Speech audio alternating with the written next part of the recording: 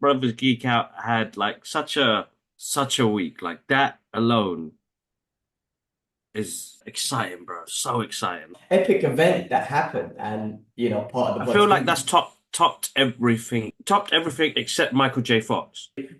What's going on with this Pop Daddy thing, bro? We never spoke about it. We grew up with 90s hip hop.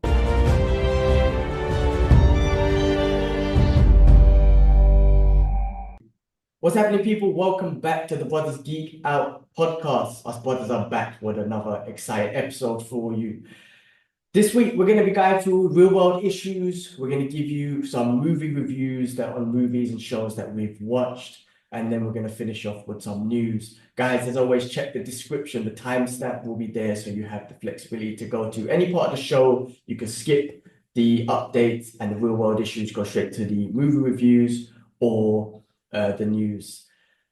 Guys, do check the channel. We are going to be having separate movie reviews in more depth that we're going to be breaking down. The ones that we go through today are just going to be initial thoughts and whatnot, but the separate ones that will come out on the channel throughout the weeks will be more in-depth, more breakdown, and give us an opportunity to express ourselves more on that. So the ones that will be coming up is Alien Romulus, Beetlejuice, and our retro movie review will be Guy the Dark Hero. So guys, look out for those on the channel to come out.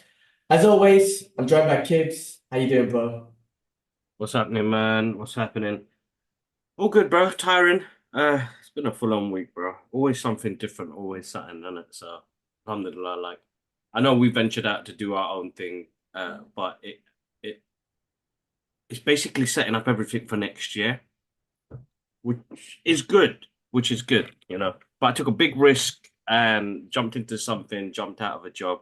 But I'm doing something else at the moment, but that's night shifts. So as you can see, my eyes are black, like I got punched up in the face. Uh, I'm working till late in the evening, not getting back till 1, 2 o'clock in the morning, depending on how it goes. Uh, but then we had, Brothers Geek Out had like such a week, bro. I'm not gonna lie to you, bro. Such a week. Like that alone is there's a lot happening, bro. We'll touch base on it, but exciting, bro. So exciting. Like that's Well, go I for it. feel Go, like go. that. I think go for what, because that's a big epic event that happened, and part of the I Brothers feel like Geek. that's topped everything. Still topped everything except Michael J. Fox. So still came out last year. Still was my favorite film that came out last year, bro. I think it's just been topped this year by Superman: The Christopher Reeve Story. Now we were lucky enough to catch it's a British film festival happening at the moment now, and the directors are here. They filmed, they showed it. I think it was Saturday. They showed it on the festival. We got invited to go watch it at Warner Brothers screening on Sunday morning.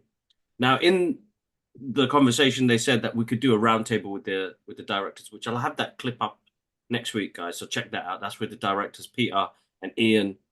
And bro, I'm telling you, bro, what a documentary. What a documentary, bro. Like the narrative structure of it was absolutely amazing.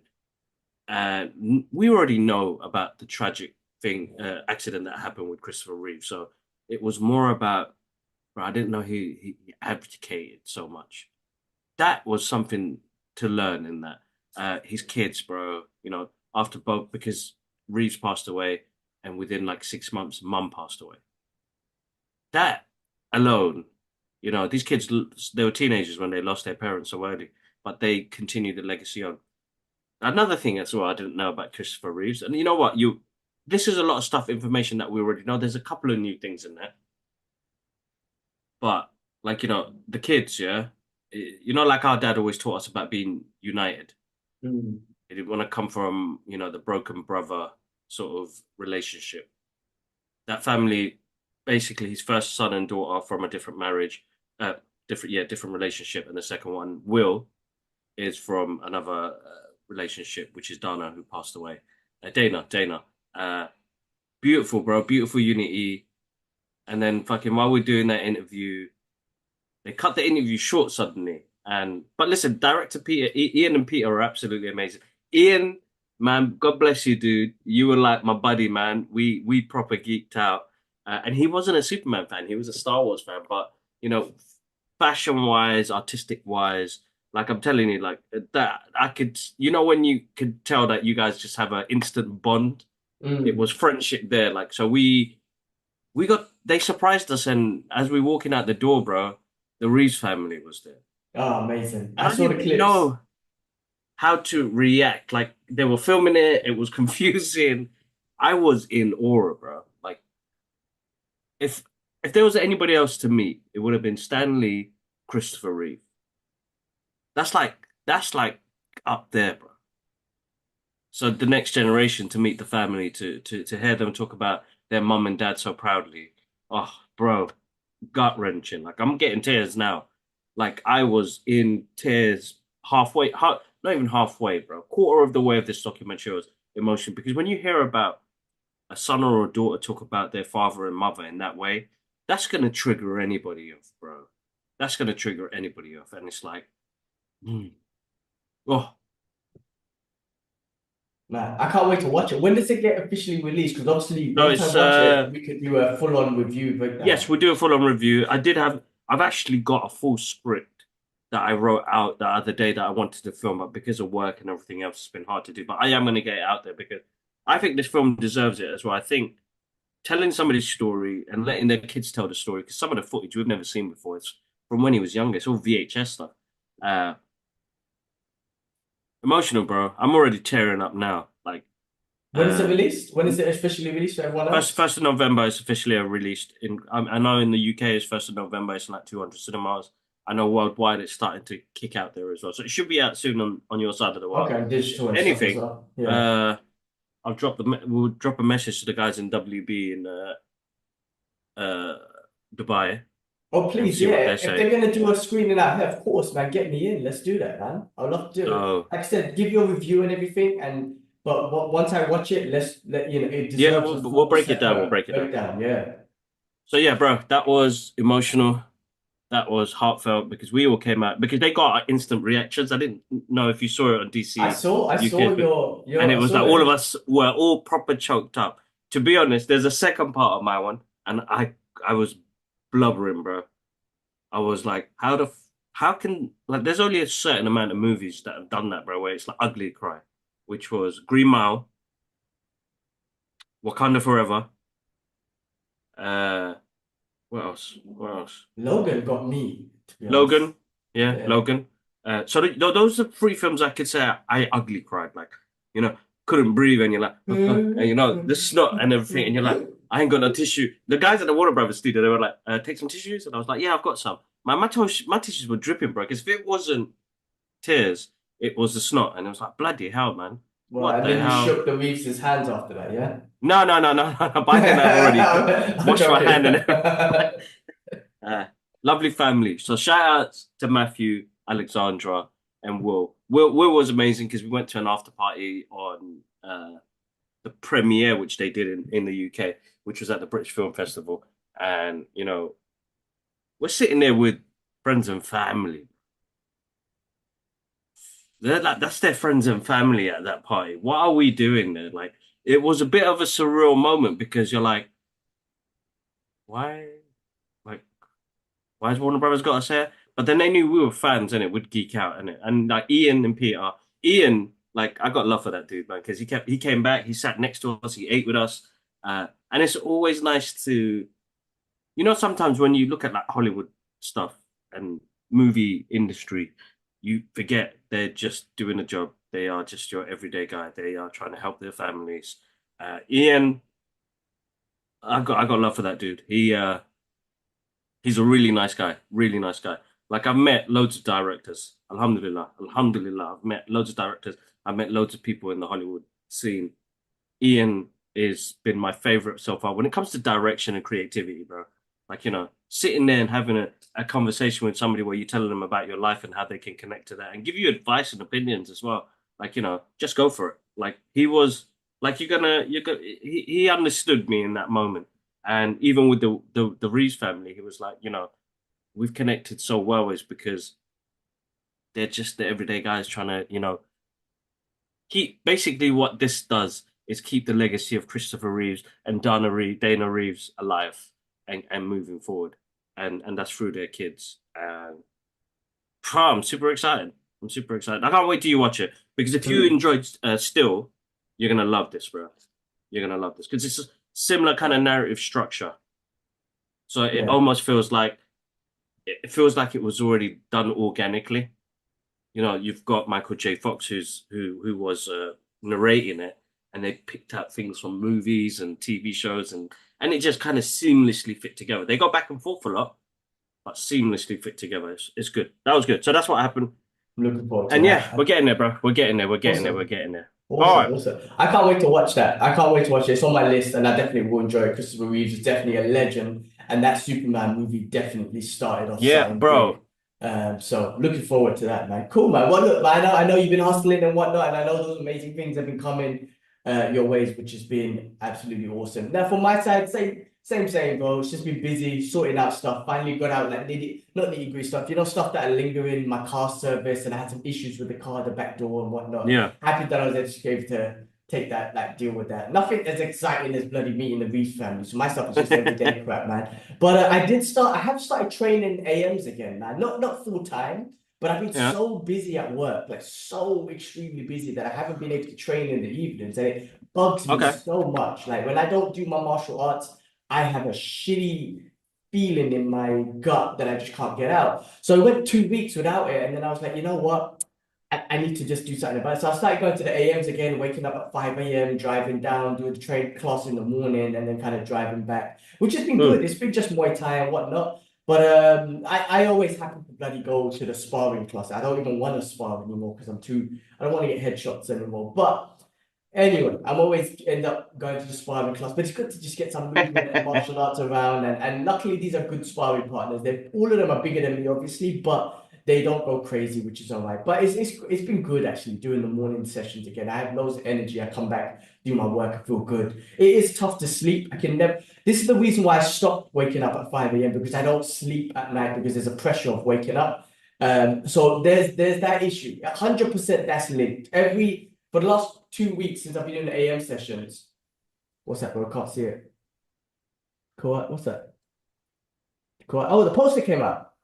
Breaking Yeah, I'm gonna news. share that The one, bro. legends. Oh, wicked. The Wicked. legends. I've got that on my list actually, so we'll talk about that. But yeah, the posters come out. That's it. Talking about martial arts as well. But yeah, no, Yeah. the link between not sleeping. I sleep shit anyway, but the link between the shit night sleep completely and waking up at 5 a.m. is a clear link there. The pressures of waking Yeah. up. But I've been done doing that. It's been good to get that out of the way, and then. Like I said, I got my car stuff sorted, which is finally out of the way as well, which is great. I had some update on my Spider-Man statue, which I'm a bit concerned about now, man. So I bought that one from So I XM heard about Studios. this, bro. Chat to me. Yes, I've been just seeing loads of Facebook updates from XM Studios, and it's just always updates, and they keep basically saying that there's a lot of delay in production. They are planning to do some cancellations, and they're going to announce that soon. Loads of people complaining. I haven't reached out to them personally yet because I'm like, all right, you're giving me updates on Facebook. I'll wait. But the recent update they came out with, they said that they had a warehouse break-in, and this leads to more delays and all that sort of stuff. And then again, they're going to announce cancellations, but they haven't announced which ones. So then I started reading the comments, which I generally don't, but I was just wondering what people think or what and people are speculating people are speculating things. So none of this is true until hopefully until they tell us properly. But people are speculating that they're gonna do a runner, right? Like they're making up all the excuses and then they're gonna run away with everyone's money. I hope that don't happen because No, they're very bro, that's established. shite. So I don't think Not they're gonna do that. XM No, Studios, sorry, yeah, XM Studios. Yeah, I don't yeah. think they'll do that. They've been in business for a long time. Like that's Yeah. far-fetched a little bit, bro. And yeah, exactly. I think so too, because they're a very reputable business. Yeah. In Singapore, you don't mess around, right? Their business is established in Singapore. They're not going to run away with everyone's money unless they leave the country, right? That's not going to happen. There's speculations that the Spider-Man symbiote one, which is the one I bought, is going to be cancelled. I hope not, because I really like that. But if it is, then so be it and whatnot. So I've just been kind of being patiently waiting for their updates. I'll wait till the end of the year and then I'll officially reach out and say, guys, all right, it's been the end of the year. I patiently waited. Like, tell me an update at least. So yeah, I've just been kind of like thinking about that. And other than that, just usual day in day. It's been super busy with work, man. Like I know Yeah. you're on a new venture and you kind of hustle with that, which is great. And those things take time. Like new ventures will take time and money. You really won't see any profit or any real business coming in until like at least a year after. That's what they always say with businesses and stuff. But my No, work, 100%. yeah, 100%. yeah, but my work has just been major busy. But I did do a presentation which I was quite proud of. It was part one, and we'll do a part two later, which is kind of like the emotional side of managing. Like they came to me, they know I'm that type, I'm that guy when it comes to Yeah. like thinking about human emotions and all that sort of stuff. And I put a presentation together for the managers at Dow Jones within our team about the emotional side of managing and how I manage remotely and what I'm trying to achieve with each people that I'm managing, from people from Japan, Korea, Singapore, Milan, freaking Mm. England, all over Paris, all over the place. Like, how do you do it remotely sitting in Dubai? And how do you keep everyone's morale up and keep everyone connected? So I really went into a whole emotional thing. I was like, listen, there's no point telling you guys what I like the advantages of doing these things. I'm actually going to tell you like what I do, right? And also I'm going Mm. to tell you what I think that how they affect them emotionally, because that's what Yeah. it's all about.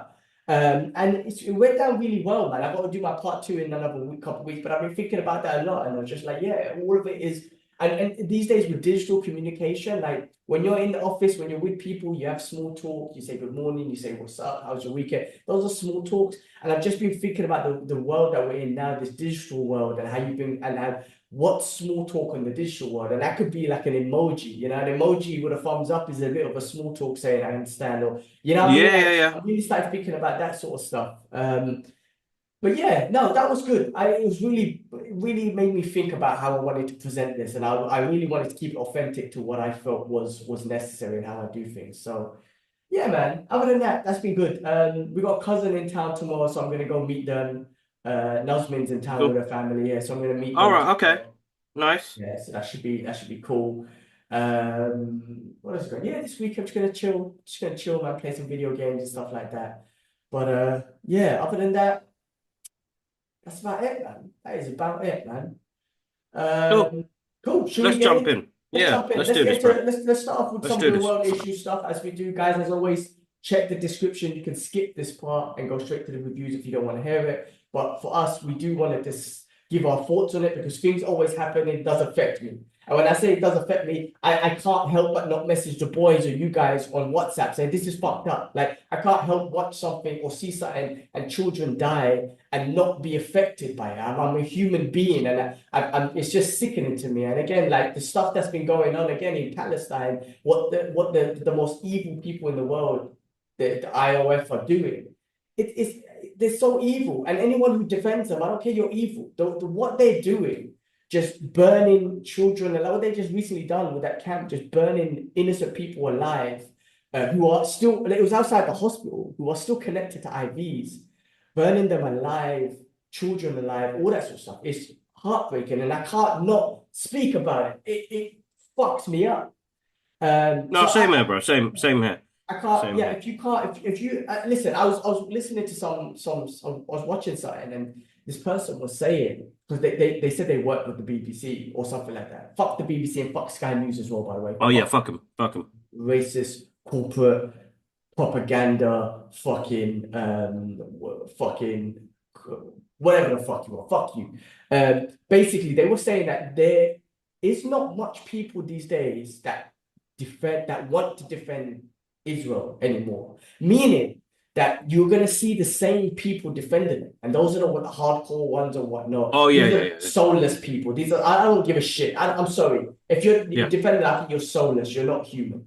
But there's hardly people that want to come out and defend it because the whole world has seen the horrific stuff day in day out. The whole world see it. And the thing is, these still same people come on and they still spit the same shit propaganda that it's not true. They like Mehi Mehdi Hassan. Hassan. Yeah, he Yeah. done another one with Piers Morgan and some ex-Israeli military Jonathan Fool. fucking fool. Like everything that Mahid was said was documented with the ICJ and all those corporations ever. And this guy's just like, no, it's not true. It's not true. It's like, listen, man, You guys The clearly lost problem the is, PR world because back in the yeah, days you had the Sky News and the bullshit media, which about 60%, apparently I just heard a stat, about 60% of Americans, which was a stat, don't believe in mainstream media no more, right? So before you had full access and control over that narrative. You don't have that anymore. And you're still out there saying, you're lying, that doesn't happen, you're lying, we don't rape, we don't do this. I'm like, you bastards are lying and you're just heartless bastards, man. So yeah, they lost. And I know just quick things that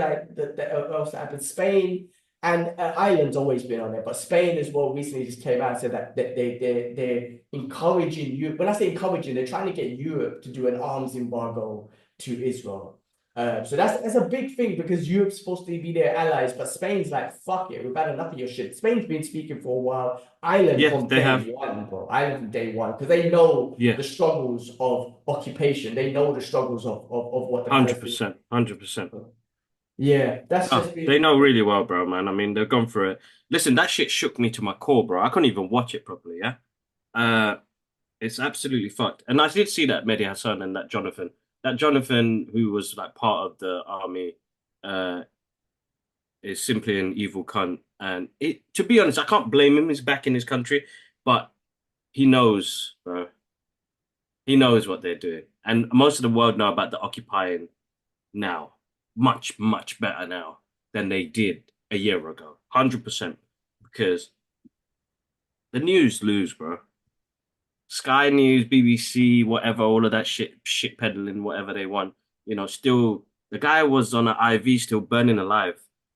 And they were saying some Gazans have died. Like, you fucking absolute Fuck fucking you, idiot. Sky News. Fuck you. Anyway, listen, Do you know like what that, Sky that, News did? Just real quick, what what? Sky News did, them fuckers, it gets me so fucking angry. Them fuckers used the image of the burning in Gaza, and the headline story was an Iran strike on Israel. But they used the image from the Gaza burning. Fuck you, Sky News, you racist cunts, fucking punks. But you know what? Who owns them? Is it Murdoch that owns them? Like they're all Zionist entities. They're all Zionist land grabbing. What's the word I'm looking for? Occupying. I've lost my train of thoughts. I'm trying to think of Oh, the man, they're exact occupying words. bastards, man. Occupying bastards, man. Yeah, that's what they are, man. It's fuck Sky News. So that one really pissed me. BBC's been a whole lot of bullshit anyway. Well, Bullshit news BBC's and been bullshit from day, bro. Ever since the Tottenham riots and I saw what they did, I remember thinking, why are you filming this guy's trainers for? They're not even asking about the businesses that had lost out so much and how this could turn into like something really bad. They're asking these young teenagers and they're filming their trainers and their jackets and shit. And I'm like, what the fuck are you doing? What? Like, this is wrong. Never, never again, bro.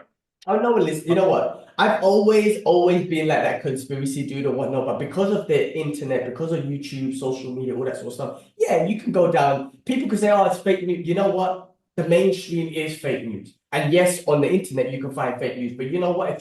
If you verify your news, if you listen to all the people who are reputable, Yeah. then like I say, breaking points, the tail, you listen to low key, for example, like and more techniques. There's so many other people, man. There's a guy, Owen, the other English journalist, Owen something.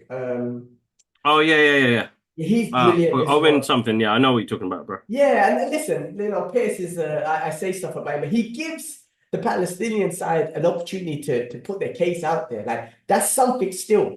There's so many things out there. Like, if you're listening to those dudes and you're all saying that they're lying, and they're all quoting these global courts and institutions, humanitarian institutions, and all of them are quoting them, and then you're like, oh, that's fake news. That's how I know you're full of shit. Like, you know what I mean? Like, you haven't done your research, but you know what? Like you said, I think what happened last year exactly is the whole world went and researched, and the whole world is like most of the people in the world, especially the public people, know now.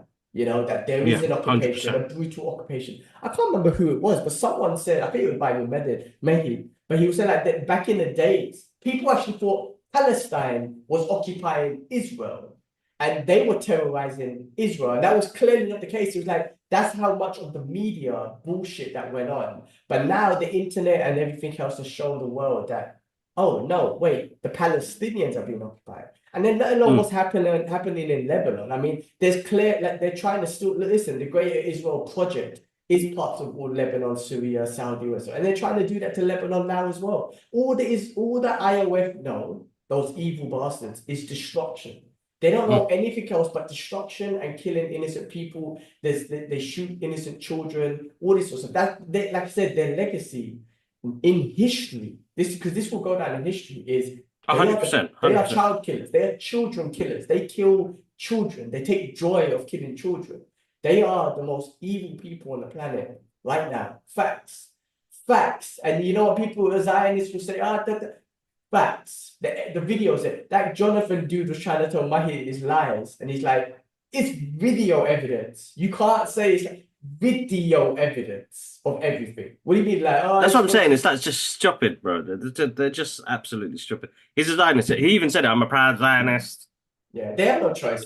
Thing is, they have no choice but to keep their narrative. They have to keep trying to push it. But Yeah. they lost that narrative. But they man. lost it, and this is what endangers, because there could be some Zionists that are not like that, bro. Yeah, look, okay. They would claim the Zionist perspective is just a land to the Jewish people. Okay, cool. People can always can say, yeah, Jewish people deserve to live in a safe place. Of course, who doesn't want to say that? So there could be some that would say, yeah, we don't want the violence. That's definitely true.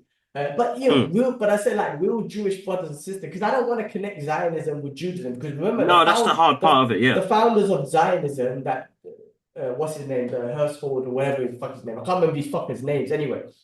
They were all atheists. They were all atheists, bro. And do you know what their real goal was?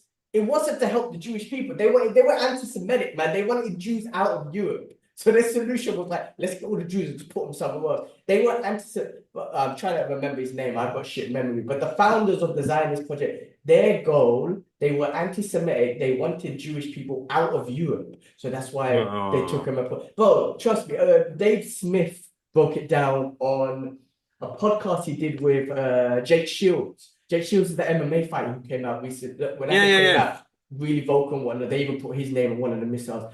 Dave Smith broke that all down. And it wasn't, like I said, that's what the Zion. So I don't want to connect Zionism with Judaism, because real Jewish brothers and sisters don't believe in that shit anyway. And they don't believe they don't even believe in the land of Israel. Like I said, in their books, according to their books, the land of Israel will come after the Messiah.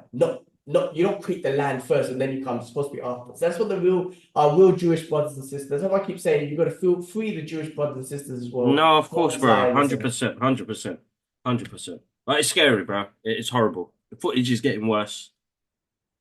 We ain't seen half of it. That's the thing. Like, it's hideous, horrendous. Listen, guys. I'm praying. I don't think you know what? I've been religious. I'm always going to be practicing. This year has been a test.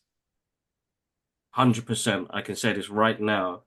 This has been a test. It's taken its mental toll on me. I don't think I've cried that much because I'm seeing innocent people dying every day. Every day. That's a lot of pain to carry, because mentally that fucks you up for trying to do everyday work, look after your own kids, be in a relationship, and then just in the back of your mind, all you can see is people dying. People dying. Bro, that video shook me to my core. Listen, I thought 1 million people have been displaced in Lebanon. Please check out our social media pages. Go to the link in the bio. Medical aid for Palestinians and Lebanon now, which is fucking insane to say. It breaks my heart, bro. Like, it's affected me 100%. 100%. And I can't even argue or have conversations with people no more because they're trying to justify something. Like some of the because, bro, yes, Israel's losing in their PR war against us, yeah. They have no fucking heart, bro. They don't care, and they're getting away with it. And Americans in the UK are complicit to this, bro. 100%. This is fucked. This is fucked, bro. I can't believe what sort of chokehold that made-up country has got on the UK and the US, bro. If it's that big, bro. So this has been in plans for ages, bro. Even from last year when the attacks happened was, listen, let that happen. Let's fuck up Gaza completely. and then go into Lebanon. This was always their plan. It's weird because now you're seeing it. You're like, this was always their plan. Yeah. It's going to be absolutely fucked, and we're going to be in for the long haul. This is going to be this is going to be horrible because look how long the Iraq war lasted. Yeah. We didn't see that. Yeah, exactly. And we that didn't guy, see that. So you saw what happened to Julian Assange. They had him in prison because he was the one that exposed it on the WikiLeaks stuff. And there was the other guy, I forgot his name. He ran off to Russia as well. But they exposed it on WikiLeaks that what happened in Afghanistan and many other things as well. And they put them in prison. Now, this is all, like I say, like everyone keeps saying, we're witnessing a genocide in 4K because it's live on our screens and whatnot. But yeah, that it's hard. It's hard to go on with your day with that shit happening because I'm the same. It fucks me up, and you know, I'm angry. I get angry. See, my emotions, as I've already expressed on it in general, I'm an angry guy. I get angry and I get hateful. And I'm just really upset that our governments have allowed it, and the US government are completely complicit, and the media companies are complicit to it as well. Yeah, the media 100%. has been complicit to it because they've allowed this and they've given a bullshit narrative for many, many years. Even though the world is seeing the real news, none of the media companies are like, should we kind of like tell them the truth now? No, they're still trying to, because they're part of the colonizers. They are part of the colonizers. That's the way it is. So it's listen, it's a empire, right? The Zionist empire that's got like the Western Empire and whatnot. They were part of it. It's a strategy, right? End of the day, they are a part of it, but it's gonna be bad. This thing with Iran still, I've seen loads of things where, Israel just really wants to nuke them and blow up their nuclear sites and whatnot. I don't know, the Americans are saying don't do that, and Iran saying if you do that, all your oil reserves out here, we're gonna fuck them all up. So goodbye to you, America. Like your best friend Israel will take you completely down.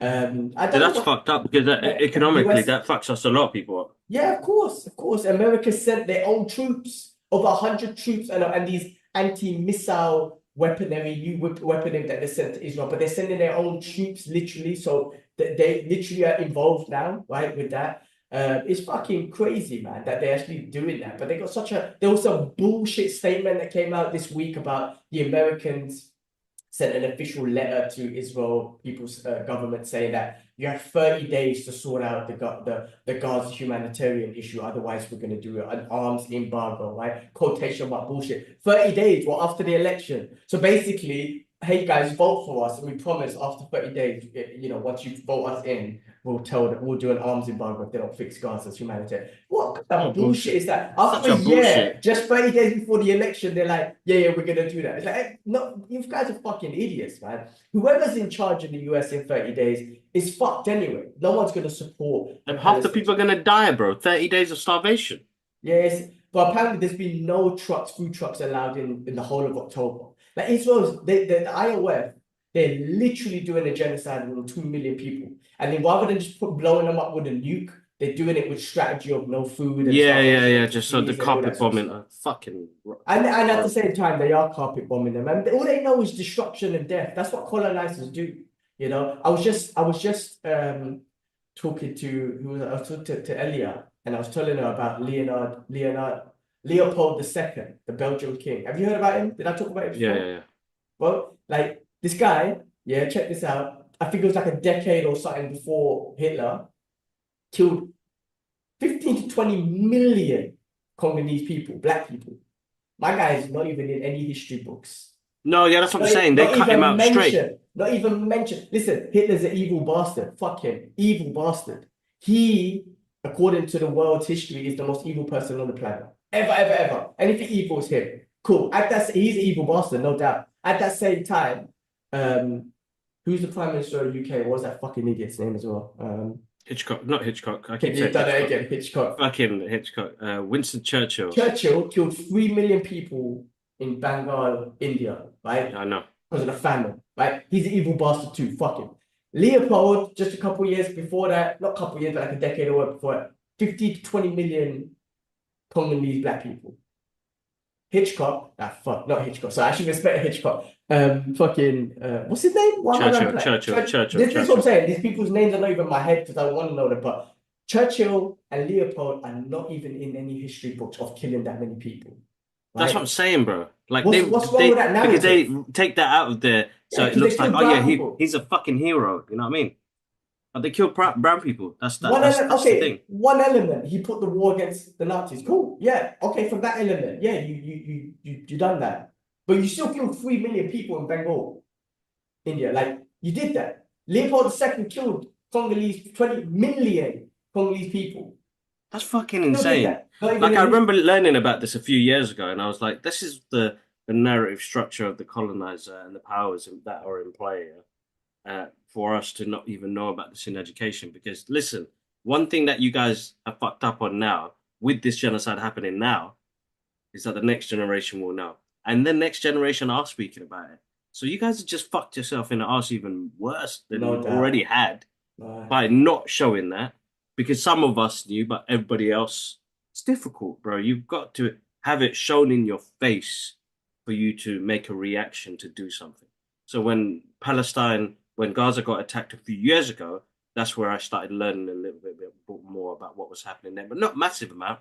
Like I think in the last year, with all these scholars and Mehdi Hassan and all these other people breaking it down, like there's no left or right wing. It is humanity. I mean, Mehdi said it Right. himself. It's humanity.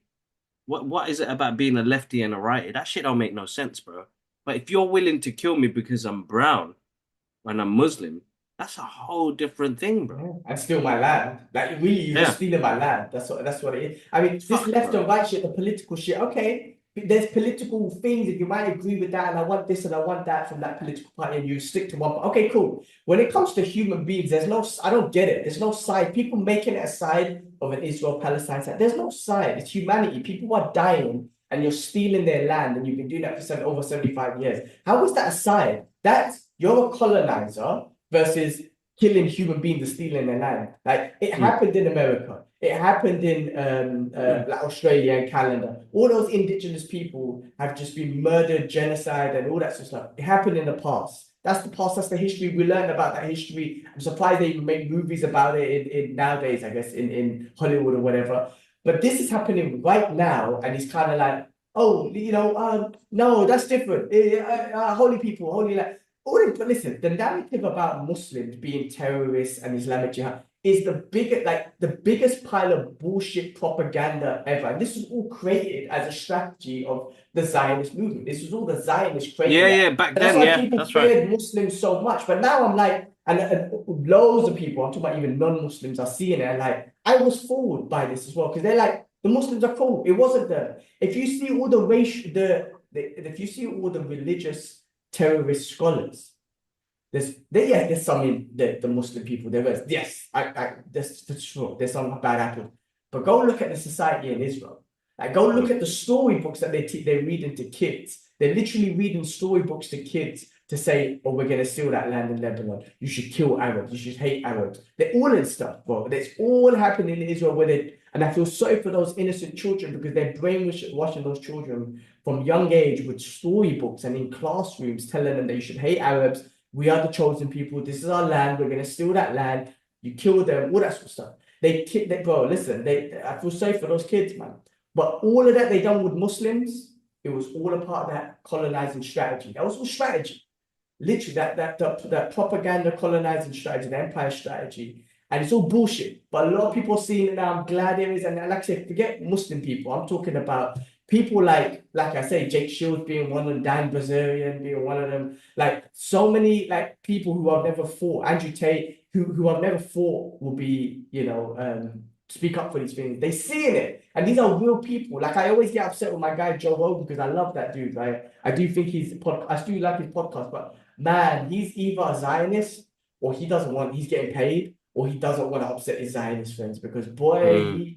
he is, but he sits there, tries to be neutral, and I listen to it, he never brings up the facts. And I know because you have Dave Smith on your podcast. Yeah, yeah, yeah, You yeah. have all these other guys on your podcast, and I love him for doing that. But when it comes for him to regurgitate everything, he never brings up. I'm like, Joe, you do know, but you're choosing not to because you don't want to upset your Zionist friends. He's almost doing almost like a Piers Morgan thing, to be honest with you. But honestly, Rogan has had more Zionists on talking shit than anything else. And if Rogan ever wants to Rogan always talks about nobody listens to the media no more. He always talks about COVID. Everyone disbelieves the media because of COVID. I'm like, bro, how come you're so adamant about the media being bullshit with COVID? But when it comes to Palestine, you don't even bring that up with the media and how biased and bullshit they are. So I mean, look, man, love that dude, but it's a shame that someone with his platform and him just being such a realist, because I got into him after listening to him talk about the Iraq war and how much bullshit it was and the propaganda. And I was like, oh, I didn't know this guy was like that. And I was listening to Rogan for that. And now when it's actually happening live,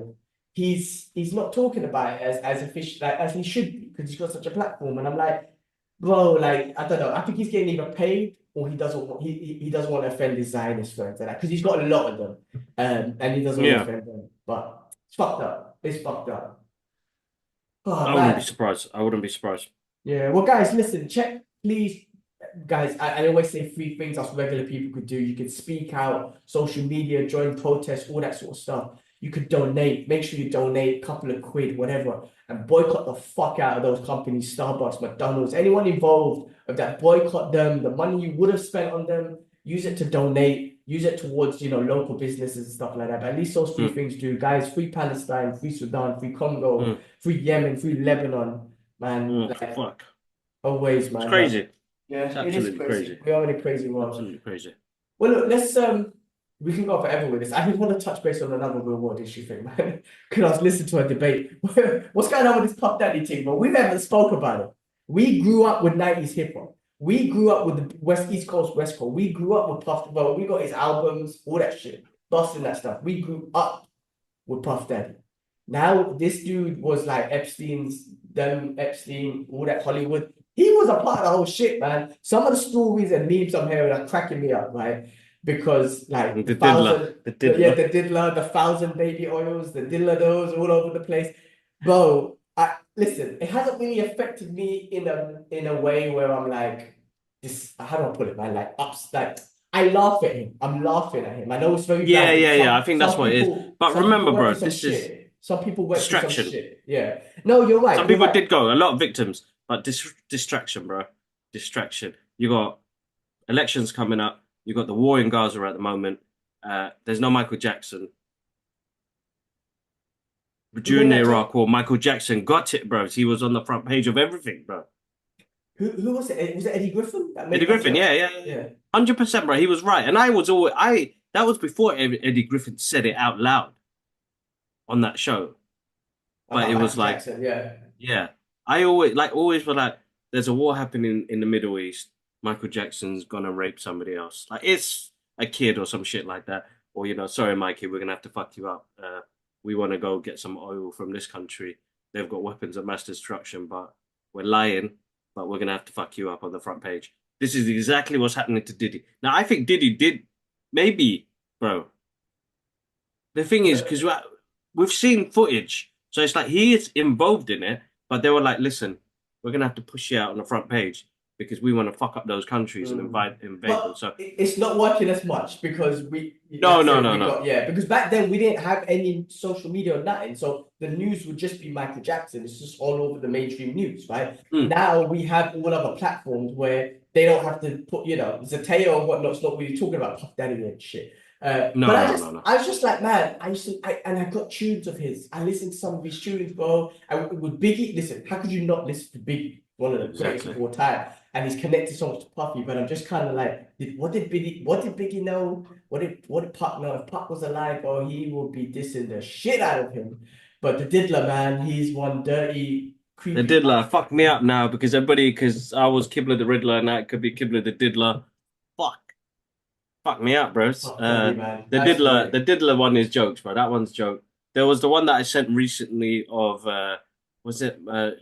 it's a scene of Chris Tucker in prison, and you had that other guy. I think I sent it to Dwayne. I'll send it to you. I can't remember. It's called Money Talks. The film. Oh, okay. Charlie Sheen, remember? Yeah. He was like, "How did he hold you?" And he was like this, and they had Puffy's face on it. He was like this, and he was like, "Hey, what the hell are you doing? Like, get away from me!" The Diddler, man. Got it. Listen, he's fucked up. He's a part of it. There's proof. There's all sorts of shit. But it's perfect timing for them to bring it out. That's where conspiracies. It's weird, bro. We talked about this shit back in the day, bro, and everything is becoming facts now. That's fucked. Hmm. That's fucking crazy. Like we were talking about this as a theory. The shit is fact now, and that's what's mind-boggling me even more. That the fact that things are becoming fucking truthful now, bro. Where before you could leave it as a conspiracy theory, but no, everything's coming to light now, and nothing can be hidden now. People are speaking up, which is amazing. So listen, yeah, The internet's, you know what, there's the so much. internet has definitely helped, man, because like, yes, some things will be conspiracy theory and whatnot, you go down a rabbit hole, but man, there's so much truth coming out now, and it's hard to stay away. You literally have to stay away from your phone and computers if you don't want to know. Exactly. And I know a lot of people do, especially with this Israel-Palestine situation, they just don't want to be, they just don't want to know, so they just don't even look at their phones. But anyway, I thought that was a funny one because we haven't even talked about it, and I was like, damn, I still listen to his tunes, man. I still got some of his tunes on there. Made some good tunes, some good beats. I wouldn't say he's No, like he one of the did, he greatest did, he rappers, did. but he made definitely one of the some great beats. And but yeah, I mean, I wonder what Chappelle knew when he was like, "Go get me some Cambodian breast milk." Remember the Chappelle show? I wonder what he knew, bro. I mean, I don't know. There's so much out there, but freaking hilarious, man. All right, man. Well, look, that was it for the real world issue stuff, man. Let's get into some. I'm happy to say that there's no other stuff to. Normally we get into Mm. it so much stuff, but this week there's not. There's what affected us. There's so many real world issues going on, guys. Like we're not like newscasters or whatnot, but it's whatever that affects us really that we want to express. But anyway, should we get into some movies and stuff that we watched? Yeah, bro. Let's run through this. I watched Old Dirty Bastard, The Tale of Two Dirties. So you're talking about Cool. documentaries earlier. It is if you Yes. want, you're a fan of Wu-Tang, but the ODB was, when you watch the documentary, you realize how much of the heart he was of the Wu-Tang and just his characteristics and what he Yeah. brought to the table. So it's definitely amazing. There were some things in there that I was like, because you had like Mariah Carey in there, you had Ghostface in there, you had Raekwon in there, and of course not the Wu-Tang, but people like the RZA, because even RZA's cousin and stuff. No, so the RZA, yeah, it wasn't. I didn't see him in there, and I was like, damn, how come he's not in there? But there was so much other stories in there. I mean, I didn't even know that there was this whole thing with Damon Dash when he came out of prison. Damon Dash tried to take some of the limelight from him and took him with him. Like there was so much sort of shit that was going on, which is heartbreaking. And when he was in, taking drugs and all that sort of stuff, Mm. the people using him, you know what I mean? Because he was such a he brought so much energy and he brought so much hype, you know what I mean? Hype comes money Yeah, and yeah, all that that's sort right. of Yeah. stuff. And they used him a lot, man. Rather than giving him money, rather than helping him with his drug issues, it was like, oh, take a chain, man, we'll give you money. That just fueled his drugs, so no one ever helped him or whatnot. So Mm. that was heartbreaking, man. And ODB, like if you watch it, man, yes, he was a crazy dude and whatnot. He was from the hood and whatnot. He was from Brownsville initially, in Brooklyn, and then moved to Staten Island. I Okay. think he moved to Staten Island. Anyway, but he's done so much good that he done. He saved a kid, man, once, man. That an accident happened, and man, like I don't know, pick the car up off the kid and shit. Like the guy, it's definitely worth watching, man. These I'll documentaries check that about out. some of these Definitely. I'll people that check that we out. enjoy are worth watching. So there was that one. I watched this one here, The Killer's Game, with what's his name, Dave Bautista, which is I haven't pretty seen it good. yet. So Is it's a it good? hitman. Yeah, a hitman is Yeah. diagnosed with a terminal illness. He decides to take a hit out on himself, right? Because he didn't want the illness to get the better of him, and he figured he'll go out on his shield, the way he lived his life, right, as a hitman.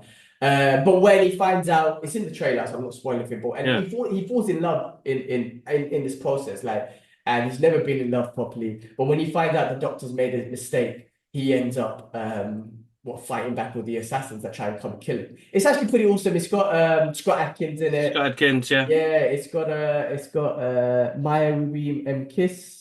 It's got Dmitry Kalaskov. I'm not even saying names that I don't even want to try to pronounce. This is the weird thing. He's got Ben Kingsley in it. I know him. He's awesome. Okay. I can say his name. It's actually pretty good. And Dave Bautista is a good actor, man. I like him. I think from a wrestler to an actor, he's really, really good. So worth a watch. Yeah. Worth a watch. Cool. The I'll check other that out. thing. I watched was Field of Dreams. This was on my list, and I was like, I'm gonna go watch this.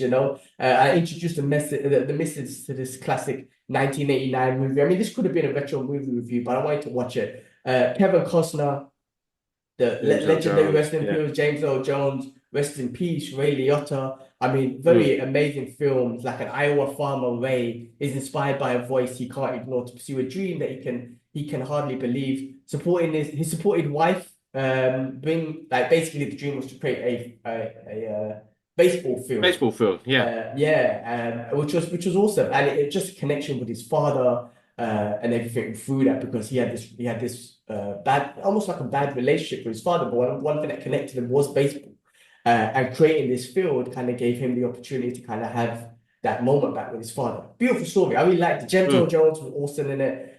One of Kevin Costner's classics, man. Yeah, definitely. Yeah, great movie, man. Great movie. I felt like I needed to watch that one, so that was good. The other thing I watched Hellboy, the Crooked Man. Yes, how was that? So I mean, look, director was Brian Taylor. Hellboy was Christopher Golden, right? No. Yeah. Jack Casey. Jack Casey. Yeah. That was Hellboy. The writer, sorry, was Christopher Golden and Mike Minola. Manola. Yeah, Manola. Manola, Brian Taylor. Yeah, it had Hellboy was played by Jack Casey. Jefferson White was in it. Okay, this was, do you know what it felt like, right? Because I was messaging you guys. It was definitely scary and freaky, right? It had all of those elements of horror movies that I'm not really into. I'm very, Okay. I don't like those movies, right? It's based in the 1950s, right? So it doesn't really give you a backstory of Hellboy, which is cool. We've seen loads of that. Yeah. Gives you a little bit of a story there.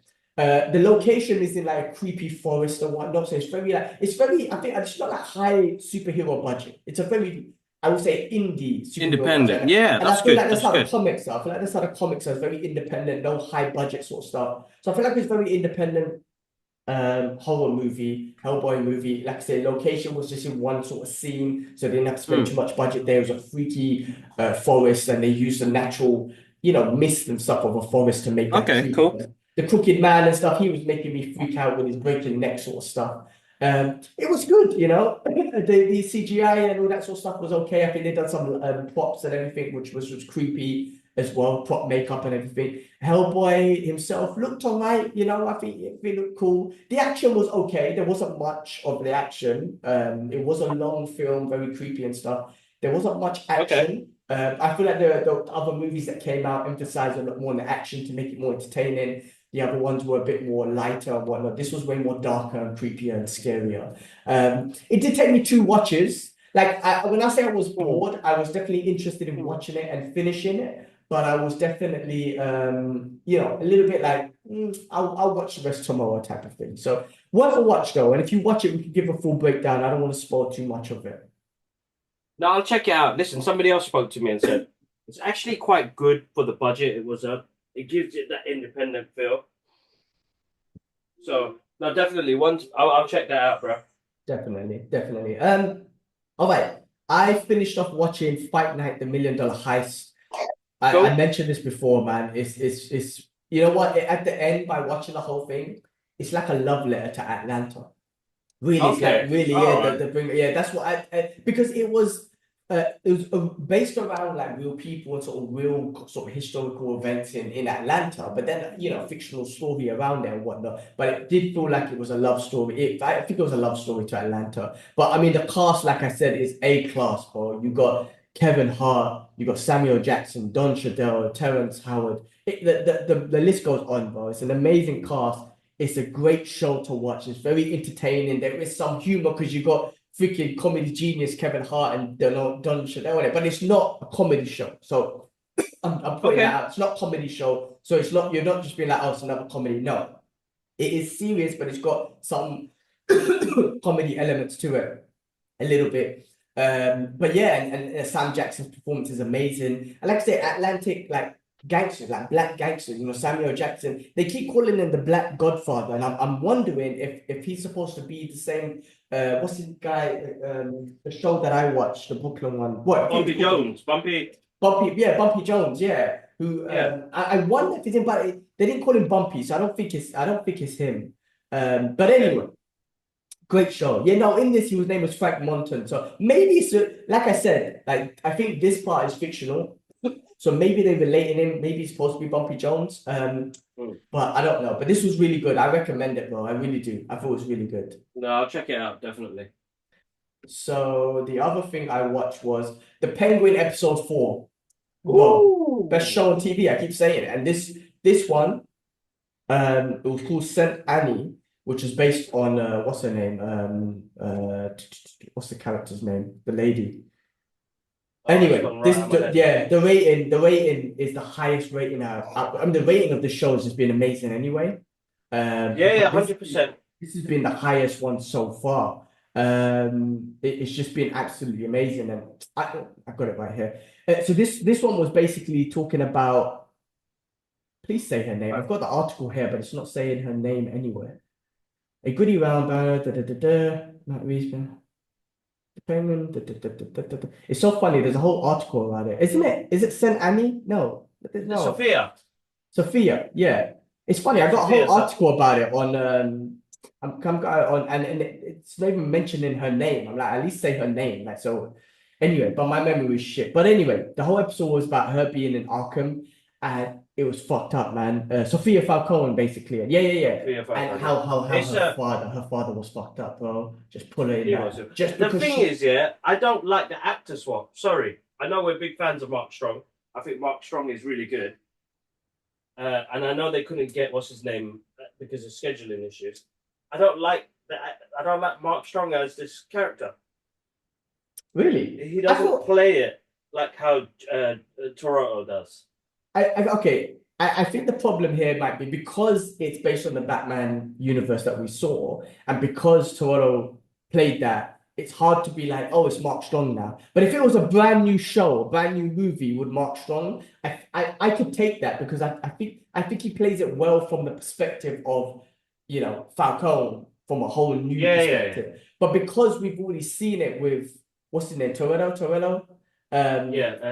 It's hard. It's hard because it's the same universe, and it's a shame they couldn't get him. But I didn't think it was that bad. I mean, he doesn't have. I think he's just in this, maybe in just one episode. But it was the backstory of Sophia, and in this episode, they did cameo Dr. Rush, Magpie, and it was as well. She was as well. That's pretty cool. But it was just how it turned her crazy. I feel bad. Like you feel so sad for her because she was nice to Penguin in that show. I mean, she was always kind of nice to him until he kind of told her father that she was speaking to a journalist and whatnot. She was obviously speaking to a journalist because she had a heart. She couldn't really take what was happening to some of the cases that were against her father, but she was sympathizing towards the girls. But I mean, look, I think the performances in these shows are just so good, bro. I really, this one didn't have much Penguin. I mean, it wasn't focused around him, and he's amazing. I mean, you got to give that dude Colin Farrell all the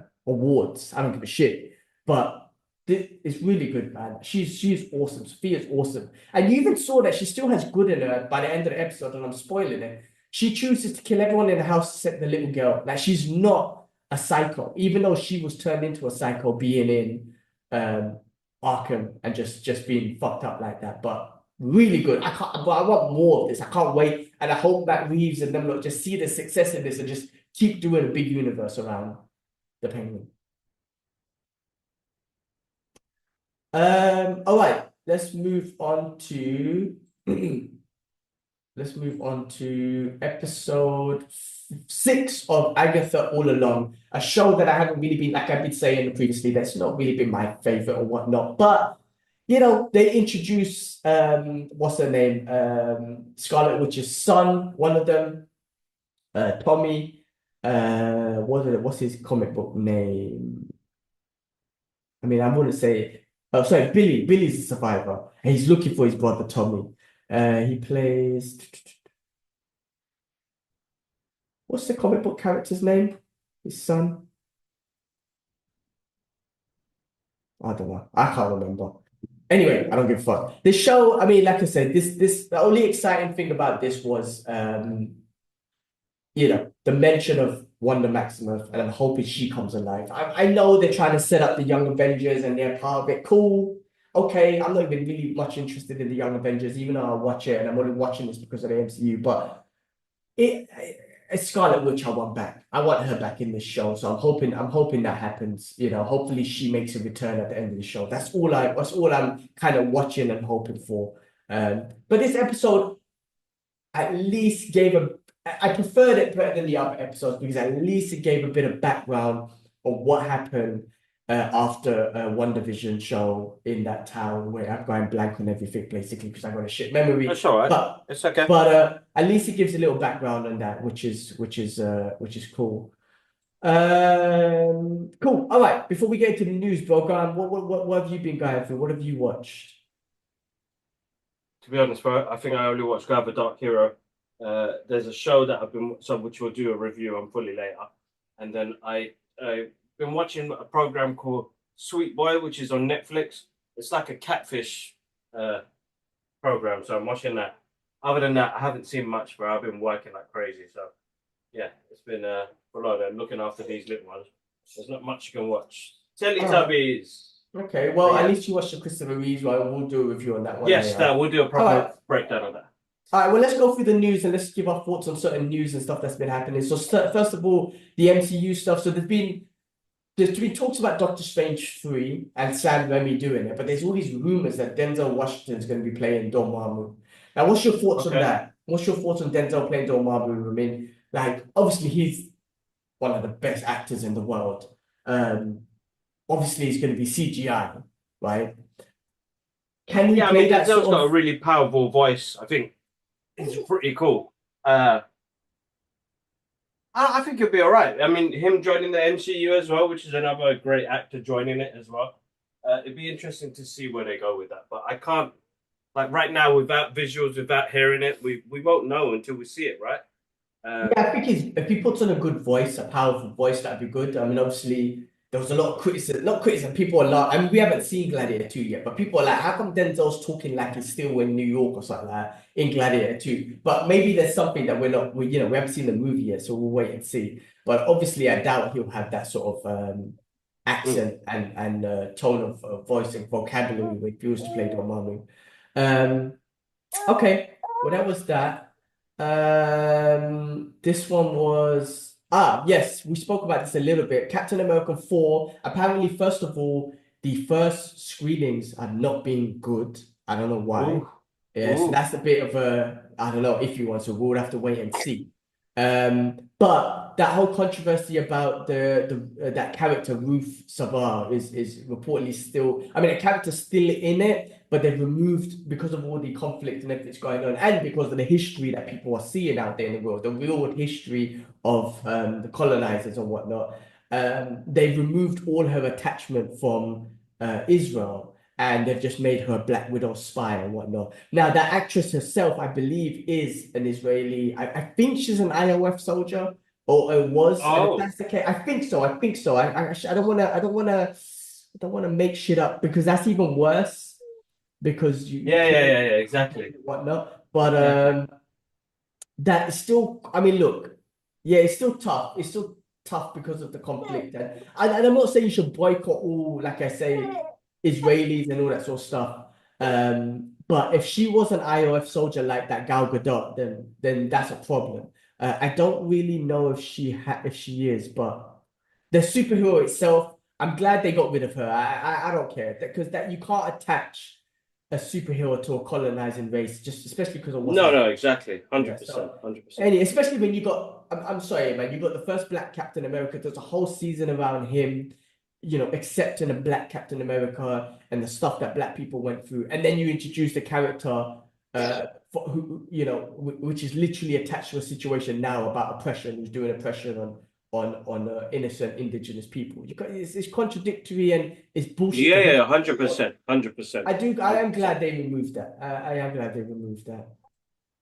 A lot of rumors about Deadpool Wolverine sequel. I mean, because of the massive success. I mean, anything you put these two in would be amazing. I mean, do you do a sequel or do you just expand on this X-Men and Fox Universe, or not even the Fox Universe, but just them entering the MCU? I say do more of that. You don't have to call it a sequel. Just get these two back on screen with other characters and, get them in the MCU and whatever, man. That's what I want to see more of these two. You can't go wrong with that. That's another $1 billion hit, without a doubt. Let Ryan Reynolds, let Hugh Jackman have control, and the director, let them all have control, let them have fun with it, and give them the budget to get in whoever they want, and let's go, man. Let's fucking go. All right, going on to DC news. Batman Caped Crusader season 2 is confirmed. Season 1 was amazing, guys. Do check out our review. They are saying that what are they saying here? They're saying that per THR, a season 2 order was placed upon Prime Video's acquisition of the DC series. The 10-episode first season released in August 2024. A few details have been provided.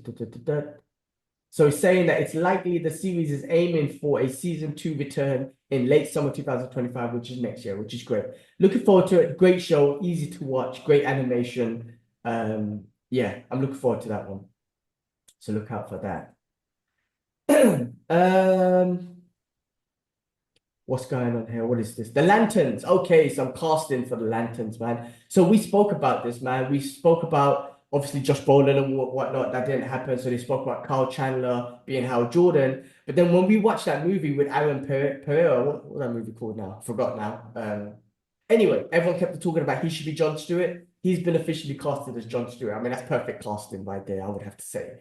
That guy, he was awesome in that Netflix movie that recently came out called, they got a picture here, give me the name, Rebel Ridge. He was awesome in that. I loved everything about him in that movie, just his characteristics, his persona, the calmness, the professionalismness, and everyone wanted him to be.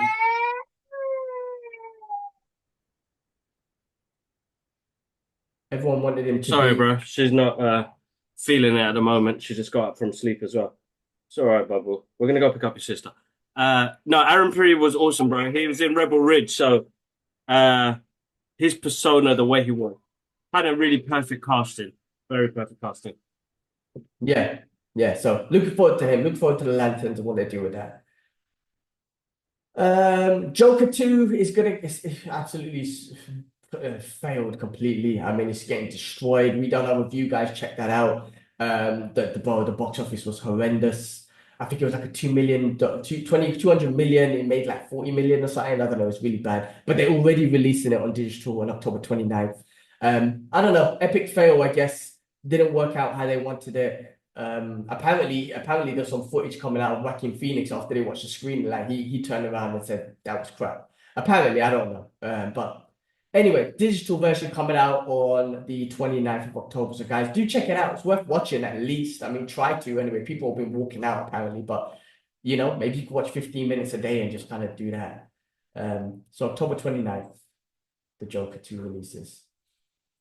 All right, talking about so some studios are looking to get together a group of people and form a camp of super fans, focus groups to basically give reviews on different shows and movies. And wow, I didn't take my brain supplements today because my brain is really lost today. I can't remember any words, but franchises.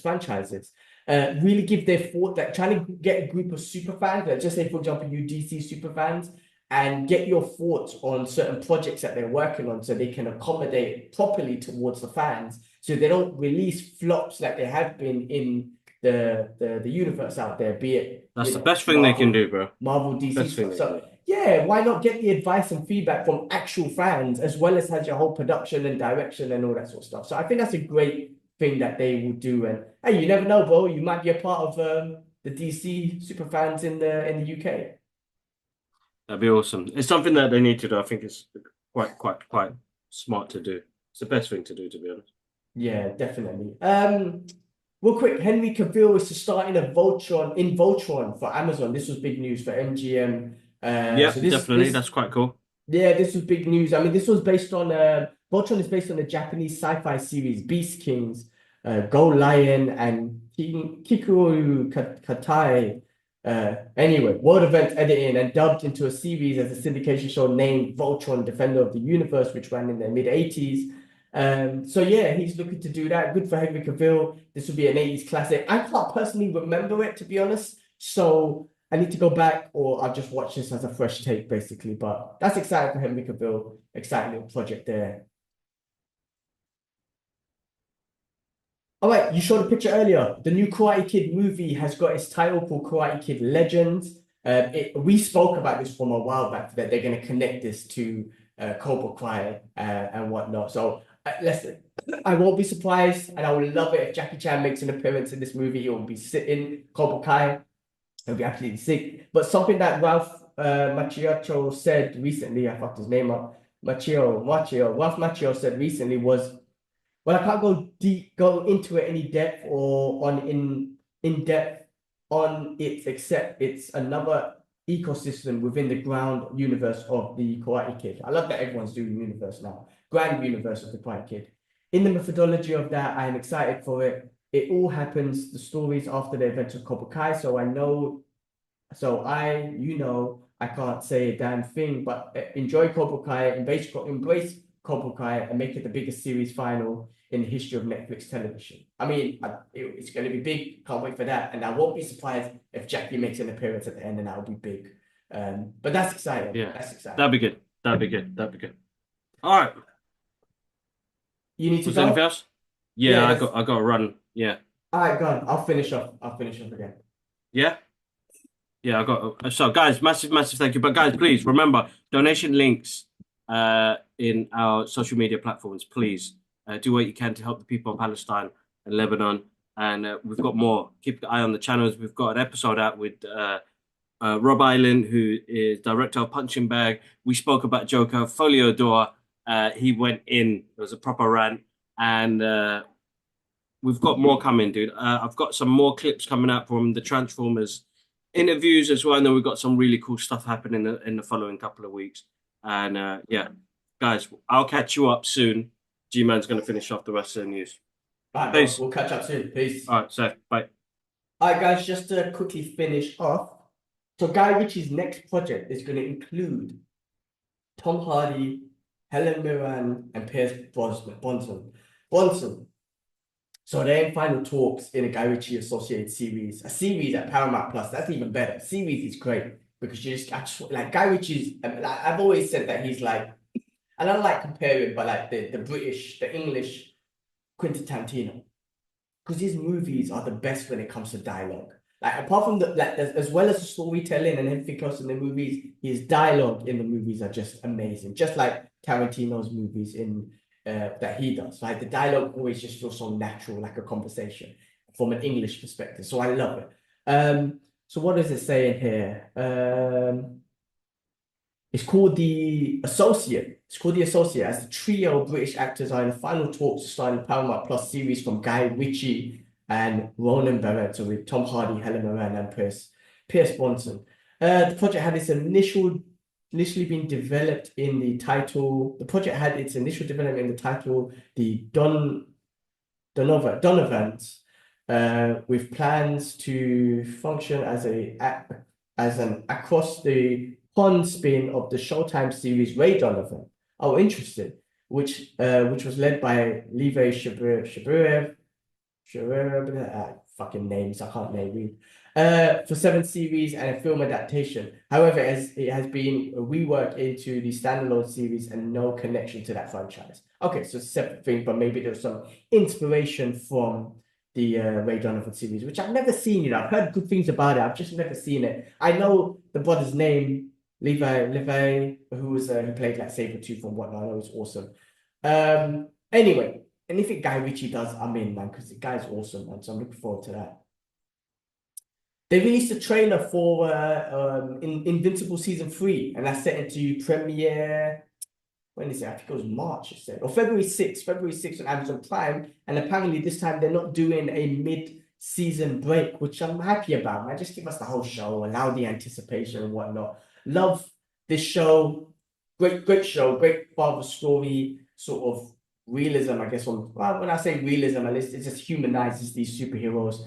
But I'm looking forward to more of Invincible 3. So coming out February 6th, Season 3.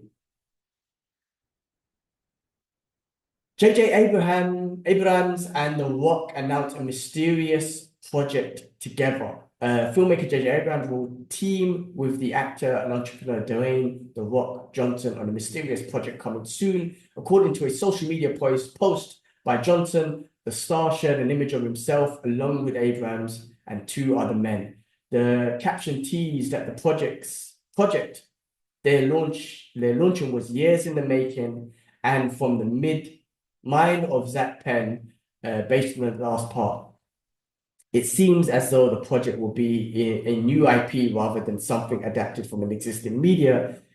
That's it. That's all we know so far. So I got that from comicbook.com. So yeah, that's what we've got so far. That could be awesome. We'll take a look. We'll see what happens with that one. Amazon Prime Video is adding Apple TV as a subscription add-on. So I think obviously these streaming networks, everyone's trying to challenge the Netflix and now the Disney Plus, I guess. But you know, the combination, the mergers of different streaming platforms, I guess is the best way you could challenge some of the big hitters, especially the Netflix, man. So Amazon and Apple, two Silicon Valley behemoths, are teaming up more closely in streaming areas. I mean, Amazon's huge as it is, being the trillion-dollar company, so they got the money to throw out there. All these stuff. Later this month, Apple TV Plus will be available via Prime Video in the US and as an additional subscription of $9.99 per month. Amazon announced Wednesday that's the same price Apple charges for the standalone streaming service. So why is it different though? I mean, I guess they're merging to be in one platform, but then if you're paying the same price, it's like you're paying for two anyway. Anyway, Apple TV, yeah, right? Because it would have been like, cool, we're merging, guys, and we're picking up the price for, you know, a £2 or $5 or something, so you get all of it. But to just give the full price of what Apple charges anyway, it's like, all right, well, I'm paying for both anyway. Anyway, Apple TV joins Prime Video's collections of more than 100 add-on subscription options in the US, which include Warner Brothers Discovery, Max, Paramount, Sony, Crunchyroll, and Amazon-owned MGM. The deal to bring up Apple Prime into Prime Video is part of Amazon's strategy to aggregate as many entertainment options as it can for the customer, available on one bill, one app. I mean, I get it. It aggregates all the content together in one platform, but then it doesn't aggregate your cost, right? I mean, in a way it does. You're paying one person now, or one company now, or whatever it is, but one source, but still the same price. It doesn't aggregate the cost and make it efficient for you. It's still paying the same price. Anyway, at least they're giving you the option. Otherwise, that would be a bit of a bitch if they were like, you're forced to do it. All right, let's finish some video game news. Universal powering up Sega's video game Shinobi into a movie with Sam Hargrave at the helm. So Shinobi, if you remember that old school Sega video game, I don't know if Shinobi related to Shadow Dancer, because that's the one I was very familiar with and loved that came out after. But I think it is. I think it's like Shadow Dancer was like a future, like a one that came out after. But it says here, I'm getting this from Deadline. It's not just all about Sonic the Hedgehog. Another Sega video game franchise, Shinobi, is heading to the big screen with Sam Hargrave directing for Universal. Ken Kobayashi, Sunny Move On, is writing the screenplay adaptation of the arcade game, which first debuted in 1987. That edgy game followed Joe Musashi, a modern-day ninja who confronts great evil. Shinobi spawned 14 games, including spin-offs and ports of over 5 million copies sold around the globe. A new entry in the series was revealed in 2023. I mean, that'd be awesome. I mean, I think just because of like there's been a lot of like Japanese shows, video games and stuff coming out. So why not add Shinobi in the mix? And you got, from a video game perspective, like Ghost of Tsushima smashing it, right? You got the new Assassin's Creed that's coming out about Japan and summarized. You got Ghost of Tsushima is going to become a movie. You just had the Shogun that just smashed it, won all the Emmys out there. So why not add this into the mix? That should be interesting if they do it right, I guess. A show would be better if it's a movie. What is this? Universal powering up. Hopefully they do a show. If you do a show, that'd be better than a movie. You've got more time to express it. And then the last piece of video game news I had, which was quite interesting actually, the Quiet Place movie. And I actually haven't seen the movie, but it's a bunch of aliens are coming to the planet and they're sensitive to noise, right? Any kind of noise you make, they sense you and they snatch you up, right? But the video game adds a very terrifying feature, which is interesting, where the Quiet Place, The Road Ahead will have a microphone detection feature, allowing the game's terrifying creatures to hear any sound players make in real life. The horror film franchise will soon make its way into the world of video games. A Quiet Place, The Road Ahead, scheduled to launch for PC, PS5, Xbox Series on Xbox Series XS on October 17th, 2024. So it's coming out. Should be out. Oh, it might be released now. It's October 8th. By the time this is released. That's a very interesting feature. Because if you got kids and whatnot, forget about it. You ain't getting off stage one, right? But I think that's a very interesting feature, man. And if the game has that feature, but puts elements of things that make you scared and make you scream or whatever, that would be pretty cool. Because if it's just a normal game, you just keep your mouth shut, right? But if it's a game that's got scenes in it that makes you scream and stuff, that would be very, very interesting. And see if you can control yourself.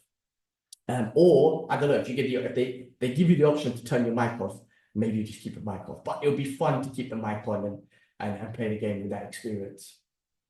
All right, guys. Well, that was all the news that I had. Cool. Let's finish it there, guys. It was good to catch up with Kibbs briefly.